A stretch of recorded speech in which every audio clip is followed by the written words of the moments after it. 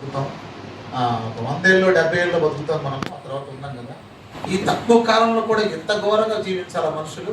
నాకు ఎంతో సంపద ఉంది, 1000 మందిని పోషించే సంపద నాకుంది. కాబట్టి ఈ వ్యక్తిని నేను కొంచెం ఏం చేస్తాను, లిఫ్ట్ చేస్తాను, లేదా ఈ వ్యక్తికి నేను ఏం చేస్తాను, సహాయం చేసి మంచిగా బ్రతికే వాళ్ళగా చేస్తానని చెప్పేసి ఆ సంపన్నుడు అనుకున్నాడు. అనుకొని నాకేం కావాలో అన్నీ కూడా సత్యసాక్షి బాబు పిలిచాడు. సార్ ఏంటి ఈ పరిస్థితిని గమనిస్తున్నాను, సరైన ఆహారం లేదు, సరైన బట్టలు లేవు, సరైన ఇల్లు లేదు, ఏమీ లేదు.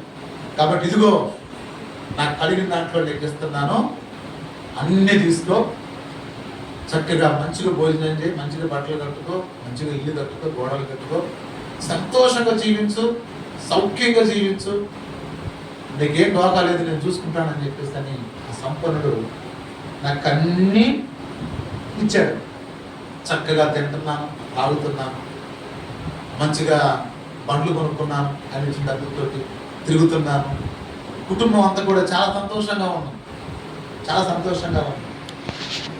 పైగా అప్పుడప్పుడు ఏం చేస్తున్నాను, నాకు ఇవన్నీ ఇచ్చిన వ్యక్తిని, అయ్యా మీ ఎవరు, దేవుళ్ళు అంటాడు, నువ్వే నా దేవుడు, ఇంకంతే, ఎవరు, నువ్వే నా దేవుడు. ఎంతకాలం ఈ లోకంలో బతికాను, ఎవ్వరు కూడా నన్ను పట్టించుకోలేదు, ఇంత సహాయం చేయలేదు నాకు.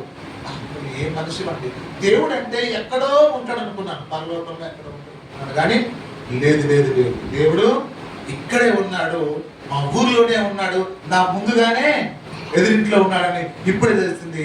మీకు నిజంగా దండాలయ్య అని చెప్పేసి అని ఆ వ్యక్తిని అన్నాడు. అన్న తర్వాత ఆ వ్యక్తి అన్నాడు కదా, మరి అంతగా ఆయన్ని వెచ్చించేసరికి ఇంకా తట్టుకోలేకపోయాడు. చూడు సత్యసాక్షి అయ్యా చెప్పండి, మనము ఎలా సంపాదించామన్నది ముఖ్యం కాదు సత్యసాక్షి.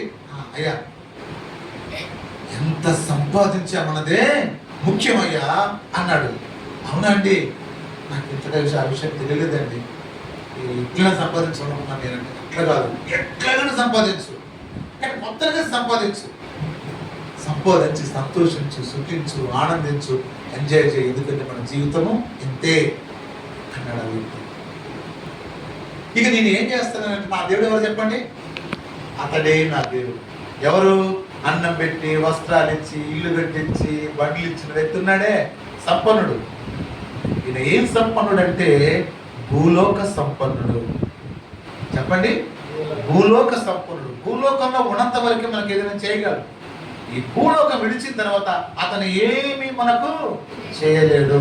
అంటే ప్రభు చూస్తున్నాడు, పరలోకం నుంచి తండ్రి అయిన దేవుడు చూస్తున్నాడు, యేసు ప్రభు చూస్తున్నాడు, పరిశుద్ధాత్ముడు చూస్తున్నాడు. ఏంటికి వీళ్ళు భలేగా కలుసుకున్నారే, ఈయన దేవుడు అంటే ఆయనకి ఆ కుమారుడు అంటే వీళ్ళ అనుబంధం భలే బాగుంది అని ఒక విషయాన్ని పరిశుద్ధాత్ముడు తండ్రి అయిన దేవుడు మనకు తెలియపరుస్తున్నాడు. మాట చూద్దాము, ద్వితీయోపదేశ కాండము 8వ అధ్యాయం 18వ వాక్యం.